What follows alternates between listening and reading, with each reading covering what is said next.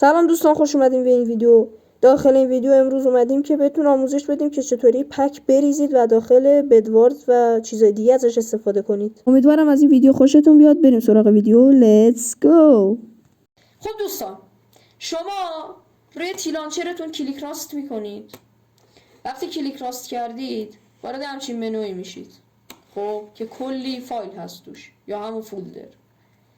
شما میگردید داخل پوشه ریسورس پک و روش کلیک چپ میکنید و وارد میشید. اینجا برای اونایی که ریسورس پک ندارن خالیه. جدی میفرمایید؟ شما اون ریسورس پکی که از سایت های مختلفی مثل PvP RP، ماینکرافت پلنتد، فرقی نمیکنه، هر سایتی، یا مثلا از یه یوتیوبری مثلا دسی، ویش، های کامبو، مستر استرانگ، اینا پکشون رو برداشتید میخواید باش بازی کنید. میاید رو پک کلیک راست میکنید.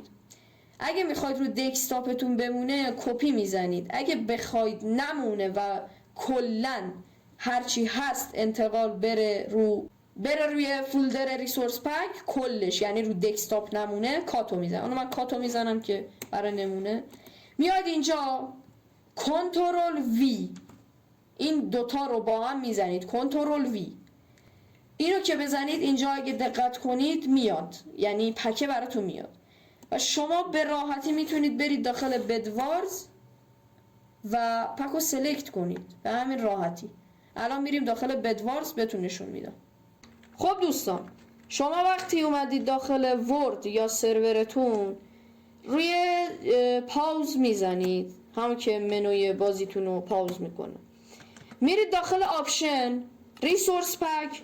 اینجا ریسورس پک هایی که گذاشتید رو براتون میاره. الان مثلا این ریسورس پکی بود که من داخل فولدر گذاشتم. شما ریسورس پک رو که میذارید اینور داون رو نزنید چون یه ذره طول میکشه. اپلای رو بزنید، بعدش داون رو بزنید، بعد بیاید بیرون و اینجوری که دارید میبینید ریسورس پکتون لود میشه و هیچ مشکلی هم نداره.